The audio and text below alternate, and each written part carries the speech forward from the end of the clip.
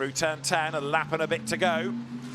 The grandstands have all gone very silent at the moment as all the Rossi fans are holding their collective breath. Behind is Giacomo Altway, who's not really being able to make inroads, is he?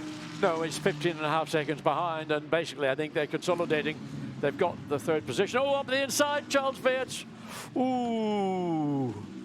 Okay, Valet, I'm going to win this race, he says, if you make a mistake. I'm not going to let you have it easy. I might not come charging up the inside, but I'm going to try and unsettle you. And Rossi now knows that he's in a big, big battle with a lap to go. There's also traffic up the road. This could be a very dramatic last lap. In fact, maybe two more laps. You've taken the words. Looking at the clock, 1:46. Maxime Martin studies the timing. They go across the line with 1:40, so it is still 2 laps to go. Rossi leads by 0.4 of a second. Ooh, tetchy time, both for the race leader and for Weerts in second place again. What, just a fraction of a tenth, less than a tenth of a second. Last lap, best is 3.5 tenths. So no question of which is the quicker of the two combinations, but it's about, are we going to let these two go at it bare knuckle? Yeah. Or are we going to say, look, bring your two cars home? Charles Weerts, Dries Vanthoor, your chance is going to come later this evening.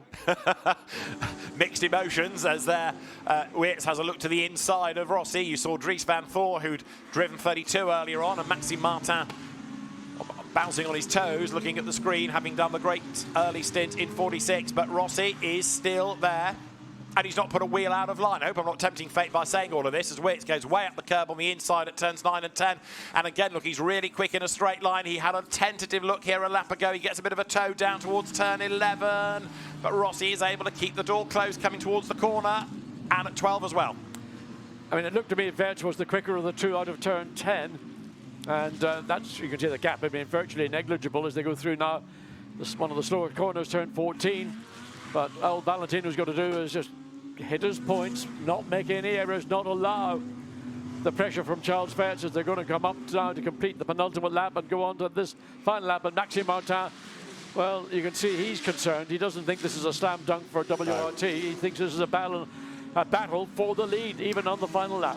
6 seconds on the clock when they broke the beam. So one more lap and back markers up the road. And Valentino Rossi leads at his home circuit, the scene of his first car race win. It could be the scene of a second, which would be a great result. But Charles Weerts, he's not giving up. He's right there on the tail of 46 as they turn out of turn 4. Rossi's heart starts to sink because he can see there are back markers up the road. And they're coming down towards turn 8, one of the few parts of the racetrack where he knows he might be vulnerable. In fairness, look, one back marker, possibly with a problem, very slow down the back straight. That's one of the Boots and VDS Mercedes keeping out of the way. The gap has come right down. I mean, for Rossi, he's got cars all over the racetrack up ahead of him. The Aston Martin is going to come into play by the time they get down into turns 12, 13 and 14. And could we see a last-minute shock change? The lead going to the 32 and losing it for 46. Anything's possible. Rossi gets out of the draft of the Aston then from ComTU and goes through.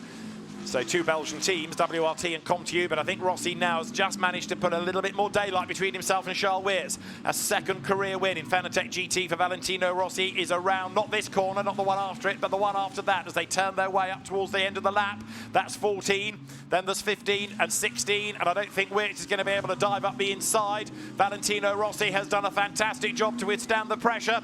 One corner to go, checkered flag at the ready, and Valentino Rossi is going to win on home soil. Checkered flag wave. Valentino Rossi and Maxime Martin win race 1 at Misano. A delighted Maxime Martin celebrates in the pit lane, and Valentino Rossi's fan club starts to celebrate in the grandstands as well. If you thought last year's victory was a great victory, I tell you what, this was way, way better because he was under pressure basically all the way through his stint. And he didn't flinch, he didn't make an error. Okay, Weerts was catching him, but at the end of the day, he got it done. He took the checkered flag, and I think that's a fantastic, happy Rossi. Let's hear from the radio.